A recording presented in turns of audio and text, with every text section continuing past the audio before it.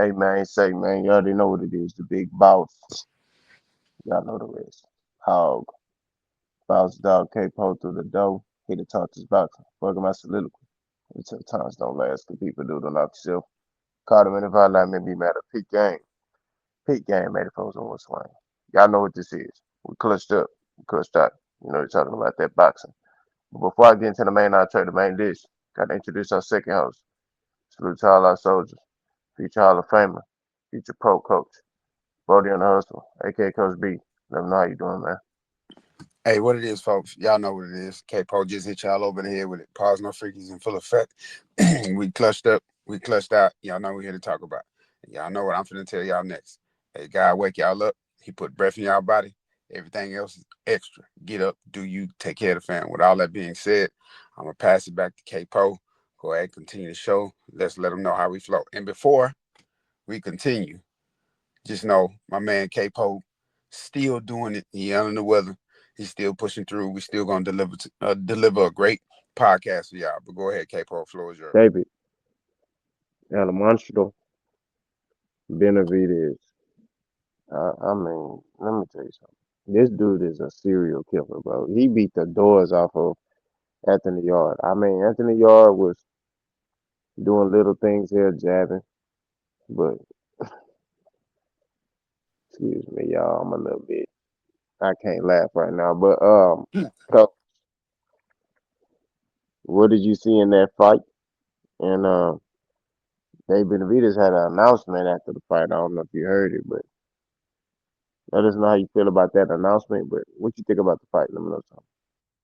Honestly, I didn't catch the announcement, so I'll let you brief me on that after I say what I got to say about the fight. Just another situation of another fighter not understanding what to do and when to do it.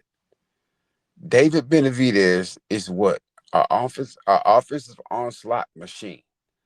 And if you're going to stand there on the end of his punches, and if you're going to stand there in the corner, guess what he's going to do? As long as you, as long as you're standing on the end of his punches, and you want to lay on the ropes, and you want to chill in the corner, guess what type of act right you finna get? You finna get the lesson of your life. You are going to get the lesson of your life because there's no other place you should be. Excuse me. There's no place for you to be hanging out along the ropes or stuck in the corner when you're fighting David Benavidez. You want to keep it in the center of the ring and you want to make it as grimy as possible on the inside. You want to smother him the entire fight. You want to at least smother half of his body. You want to take away one of those arms. You want to take away the left or the right. It doesn't matter which one. But if he's allowed to throw combinations, the type of beating Yarde got last night is going to be consistent throughout. I don't see too many guys being able to withstand an onslaught like that, and he's doing it at a high level. And sometimes I want to say he's slowing down, but he's either keeping the same amount of steam or he's picking up steam. It just kills me to see that this whole night for the guys who lost, it was just about not being able to tap into simple fundamentals. For Yard, he should have stayed in the center of the ring. He should have stayed in David Benavidez's chest, and he should have been working the body. Like I said in my pre-fight predictions, I said this could be one of the toughest fights if Anthony Yard is able to put together a fight to where he can get David Benavidez stuck in the center of the ring and he can punish the body for most of the beginning of the fight and he might have a chance. But Yard immediately threw all that out of the window and he let David Benavidez push him to the corners. He let him push him to the ropes and he got the beating of a lifetime, something he'll never forget. Like I said, Yarde is a well and experienced guy. He's a gatekeeper. He's an OG in the game, in the fight game. But at the same time, you did exactly what you're not supposed to do against the David Benavidez. You can't lay on the ropes and allow him to do that. And then not only that, when you did get in the corner, you didn't even try to get out of the corner. You tried to stay there and fight off the ropes. You tried to fight out of the corner. No, that's not gonna work like that against a guy with that type of hand speed at that size and that type of arm length. It's just not going to work. And especially once he sees you have nothing to offer, he's all gas, no brakes at that point. And like I say, if Yarde would have just stayed in the center of the ring and let off some of those vicious body shots that he normally lets go to start slowing his opponents down, he would have had an opportunity. But at the same time, he didn't do that. He wasn't fighting with the right mindset. His mentality wasn't even correct in his fight, if you ask me. But at the same time, it is what it is. David Benavidez, yeah, like I said, I don't see too many beating him. I know. I think what was the announcement he had for us, Capo? He's supposed to fight Zito Ramirez Cinco de Mayo weekend. Oh, It's so he already, going up to cruiserweight. yeah, yeah, Mm. he fighting for Zito. So he taking that next step. He said he ain't waiting on B-Ball and them no more. He said I already had to wait on Canelo. I still ain't got that fight. I ain't waiting on B-Ball and them. We supposed to fight. They was supposed to fight, and then now they not fighting. He like, I don't know what they got going on. I'm not stalling my career out. So we'll Mm. see if he beats Zerto. Um, his fight with Anthony Yarde. First 48 need to go to Saudi Arabia, and they need to put caution tape, and they need to put uh, they need to get DNA evidence. CSI need to go there. They need to put the little placards on the ground because he caught a body. I mean, I'm just being real. I ain't never seen Anthony Yarde look like that. I mean, Anthony Yarde was looking like, I don't know if you ever got a beating as a kid and you putting that hand up because you trying to stop your mama or your daddy from whooping you. That's what it looked like. It was bad. And I told y'all I was, and I can't really go, because I'm a little weather. But I mean, Anthony Yarde held Dave Benavidez right hand, I believe, and Dave Benavidez just wailed on him with the left hand for 18 punches. Let me say that again. Anthony Yarde was in the corner, took hold of one of Dave Benavidez's hands, and then Dave Benavidez used the other hand and hit him 18 times with it. What are Mm. you doing? Like Coach said, what are you doing? Should have been in the center of the ring. Should have tried to bully the bully. No. So Anthony Yarde might be finished after that beating. I mean, a lot of guys don't be the same. Caleb Plant after David Benavidez ain't been the same.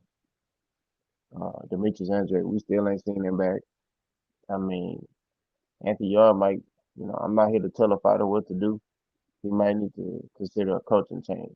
I know he been with that coach his whole career, but and he trying to be loyal, but there come a point in time where like your life on the line. And the fact that the coach didn't stop the fight, like when I would have saw my fighter getting punished like that, I'm stepping in and I'm stopping it to save him, right? Because this dude has a family. This is how he eats, right? And if he want to keep fighting, I can't have him take punishment and leave him in there and get body bag and toe tag. That's what happened. Mm. So I mean, when you agree with that, I mean, you seen your fighter getting beat up. Like he was some rounds. Anthony Y'all was getting like, I'm sorry, I'm sorry. I mean, as a coach, like, what are you doing in that moment? You see your fighter get punished like that. What are you doing? I mean, it's simple. Like it's simple. Just like you said, I'm stepping in. I'm throwing in the towel. Whether he's mad at me, whether he's mad at the world, whether he's mad at the ref, I don't care. And at that point, I'm questioning the ref. Hey, you see my fighter?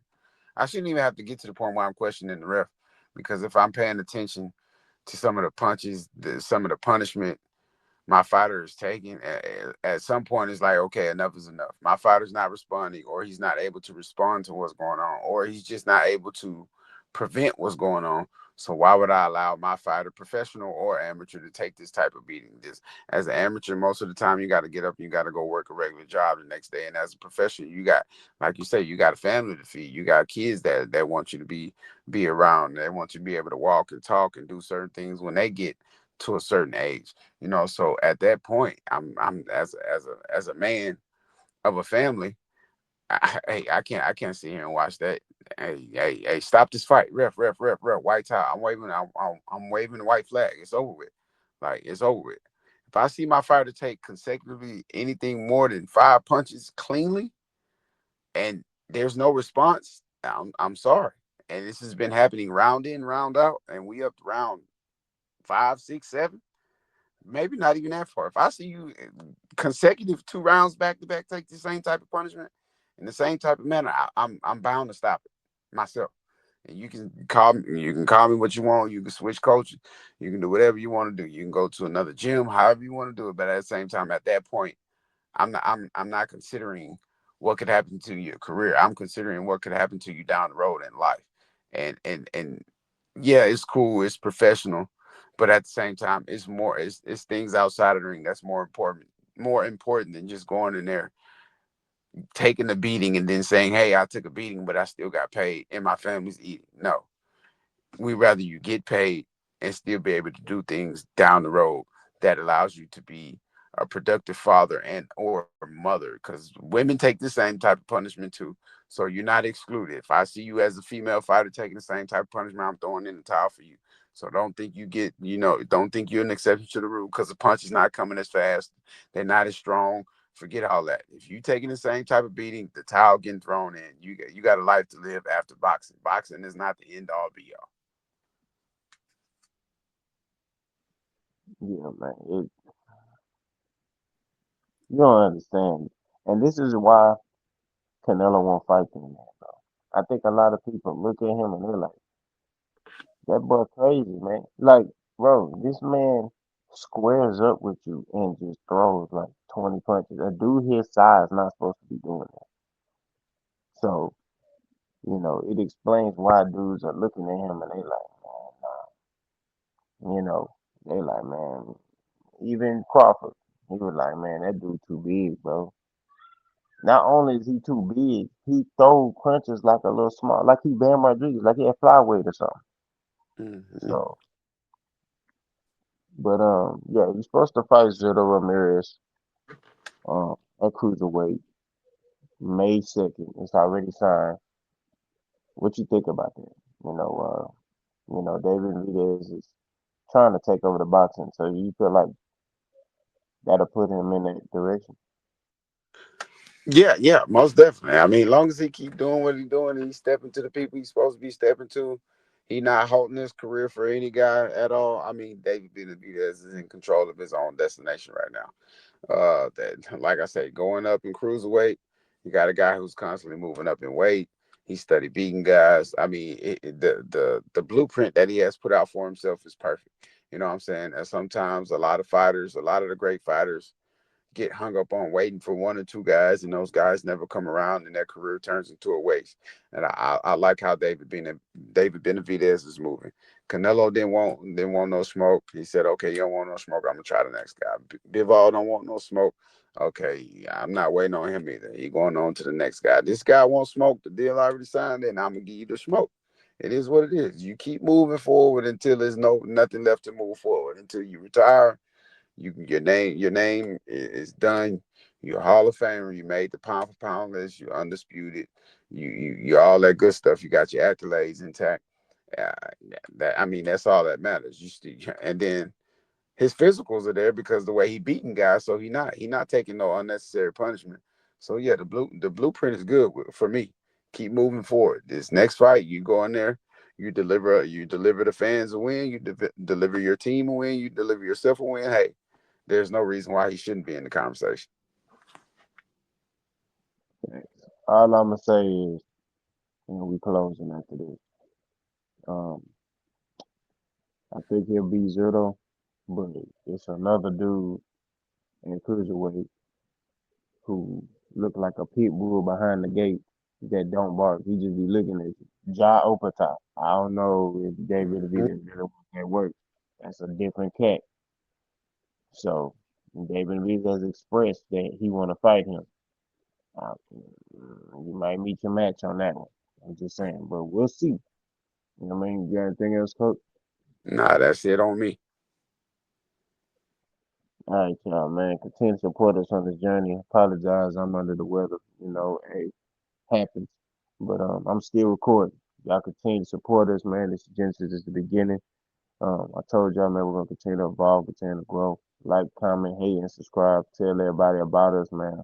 We growing. You know, every time y'all come back, we got another 100 subscribers. So we definitely putting in the work.